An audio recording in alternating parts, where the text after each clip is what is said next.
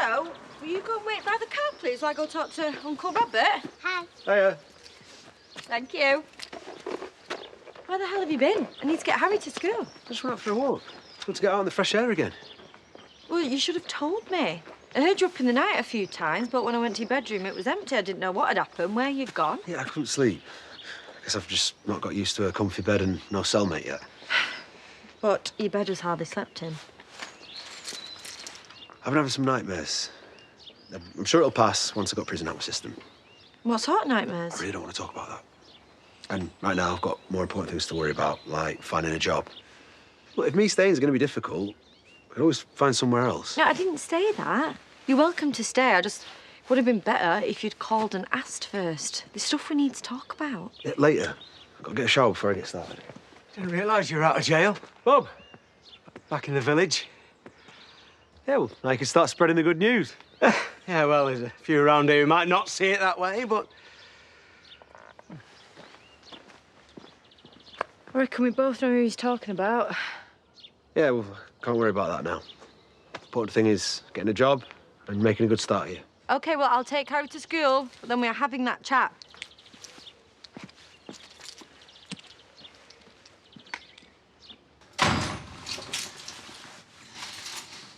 So, I've been thinking, and I reckon there's a bit of you that thinks I'm responsible for whatever happens to you in prison. No.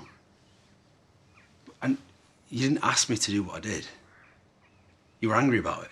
But it still ruined your life. Still got you sent away for years. I never blamed you, Vic. Prison's not about you and me. It's about getting through every day without going under. Having everything organised without being able to relax. I'll admit, there were times I thought I wouldn't get through it, but it's over now. I'm not sure it is. Not if it's stopping you from sleeping. I'm going to put it all behind me, and I'm going to concentrate on building my new life. Well, maybe you'd have a better chance of doing that if you moved away, though. Aaron's moved on. Maybe you should too. I'll leave Aaron alone. But moving away would be harder. I'd be living with strangers. Do you know how many people get out of prison and find themselves back behind bars before they know it? But not you. Not if you were smart. If I was smart, I wouldn't be in this mess. So learn from your mistakes. I'm trying, Vic. I've got a lot of things stacked against me. Nobody wants to give an ex-con a job or a place to live. They think you can't be trusted. Can't blame them. I thought the same before I knew any different. OK. Then you best crack on with your job search. Good luck.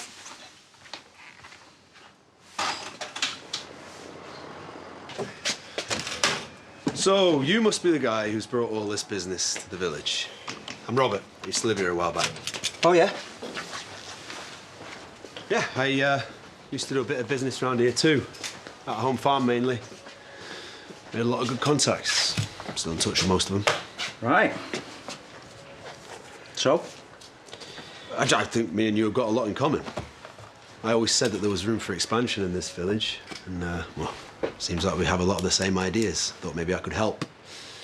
Like I say, got a lot of good contacts. And when exactly was it you were wowing the locals with your ideas and ambitions? A few years ago now. Oh, I'm guessing you moved on to bigger and better things, did you? No, just a change in direction. You mean you're fresh out of prison?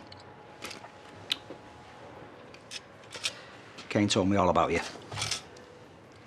Right, so you'll know how much I need this and how hard I'll work for you to get things right. Except almost wrecking my nephew's wedding when he first got back here tells me that you still make rash choices. And that's something that I definitely don't need. Please, just give me a chance. No, I don't think so, mate. The door's there. Please, just hear me out. Please. I just hope he's learned his lesson. No, I'm getting these. I'm getting them. Hope we can join you for a drink. Yeah, of course. If it's to say goodbye. No, actually, it's to celebrate the job Caleb's just given me. That's amazing news. Why would you give him a job? Well, I turned him down at first, but he don't give up easy. Said he worked the first couple of weeks for free, and then I'd only have to pay him if I keep him on after that. I gave him enough he couldn't refuse. You two would want to be the first to help me celebrate. It's great. You could have been a bit more tactful when you told him the news. John would have been angry however I put it. He hates me. OK. Maybe it's best we steer clear of them for a while then, while you concentrate on your new life. Oh, don't worry. I'm going to work really hard for Caleb. I owe him that much. But I didn't think anyone round here would give me a chance. I'm going to prove he did the right thing. You can prove more than that, you know. Talking to you this morning, I realised what a mess your head's in. Thanks. But you have to face up to it, Robert. You know, you're having nightmares because you can't shake prison off. You're living in the past, and you've got a real chance of a future now. Yeah, well, I made a start on that, thanks to Caleb. Right, so don't screw it up. Don't be one of those blokes who ends up back in jail. You're better than that. I hope so. That's worth celebrating tonight. Yeah, I'm going to go and get some fizz and some party food. OK, I'll come with you. No, you won't. What? Well, you haven't been sleeping inside because you were worrying about what might happen.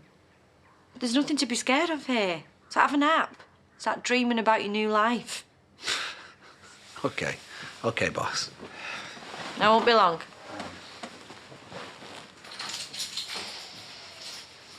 I know I told you to have a nap, but I've got the perfect thing to wake you up. Oh. So I think we should have a toast to you.